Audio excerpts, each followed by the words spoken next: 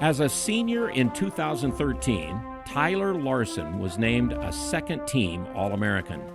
He is one of just 10 USU football players in school history to be named All-Conference First Team in 3 straight seasons. He helped the Aggies to a school record 3 straight bowl bids in those years. When he helped the Aggies to the outright WAC title in 2012, it was their first such conference championship in 77 seasons. As a senior, he was one of 6 finalists for the Rimington Trophy, awarded to the top center in college football. Tyler Larsen played 10 years in the NFL for Washington and Carolina.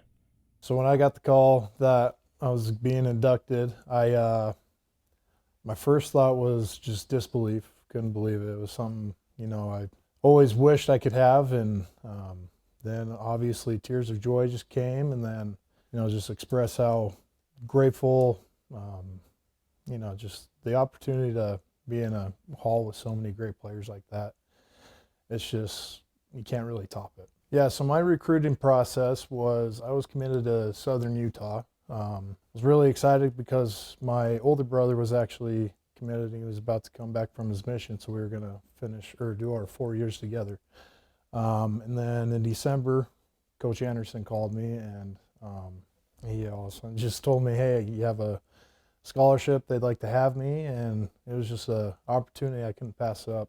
Utah State was one place I always wanted to go. It was just somewhere that felt like it was home and somewhere I should be, and just when I had that opportunity, it was something I didn't even think twice on. So getting into college football, first thing I learned was it was a lot faster. There was a lot less grace. You had to really, either you had it or you didn't. My offensive line coach, my first 2 years, he was a very old school spirited guy. And, sometimes I just was on the edge of my seat, didn't want to mess up. But as the first camp went, I started to realize that, once I got past the second thought or second guessing myself and all that, that I really could have an opportunity. Being able to start 52 games, playing in 54. Number one, I got to say I had good genes because I was able to, tolerate pain and play through some certain little knick-knack injuries. And but really being able to take in anything that my coaches were telling me and being able to apply it on the football field, because I wouldn't have had those 52 without being able to start as a freshman. When I had pretty serious injuries, coaches were helping me out, being able to, maintain, being able to practice, but also not getting past that pain threshold, especially with my back. Really, those were the main things that kept me out there. Going into the 2012 season, and just being able to go on 11-2, it was something special because, being there at 2009, 2010, and slowly seeing those records grow, and then taking that big jump. As an offensive lineman, we took so much pride in what we were doing out there. Those guys were people that, I call brothers still to this day.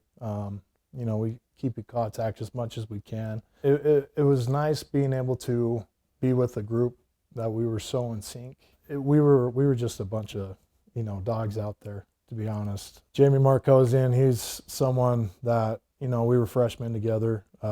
With him, my very first start against Oklahoma, I was on the verge of throwing up the entire night. The next morning, because it was kind of an afternoon game, he just turned on the TV and said, hey, let's watch Jersey Shore. And that was just a joke that we had together. And little things like that, going through our entire college career, just coaches that we've had, and just being able to grow together, it was special to have those guys for 2 years in a row. If people ask me how is Coach A, I'd say he's a player's coach, and honestly, he's a type of father figure. It doesn't matter if you're a starter, if you're scout team, he was always there for everybody. He was able to be so forward with you. He's honest with you. He wanted to make sure that you were going to succeed. I'll never forget one time when we played Wisconsin, brought me in. He said, hey, you didn't have that great of a game against this guy.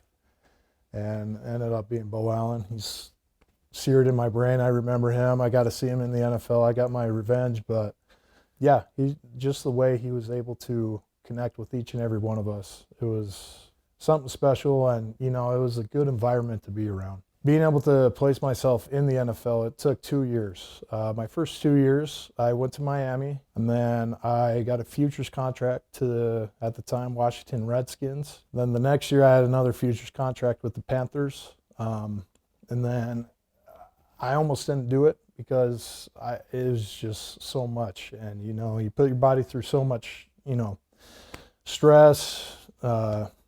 Mentally is exhausting, going through the whole training camp process, OTAs, all that stuff. But my wife was actually pregnant.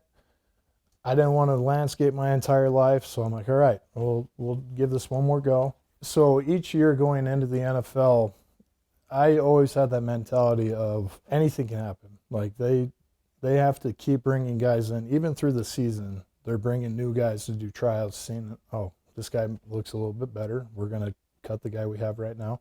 I never expected to be 10 years. Every single year was a little bit stressful. And then once the staff I was with at Carolina, I was with them for 6 years. They all got fired and went somewhere else. I thought, honestly, the new coaching staff, they're going to want a new slate, clean slate. But I went through it, made that team again. That kind of was a really confidence booster for me to realize, okay, this is something, I do belong here. Getting into the NFL, if anyone asks me what it's like, what I tell them is you have to get your foot in the door. And once you do that, everything can open up for you. Being here in Cache Valley and going to Utah State, it has meant so much to me because, one, it's where I met my wife and we were able to, she was able to play softball here. I was able to play football.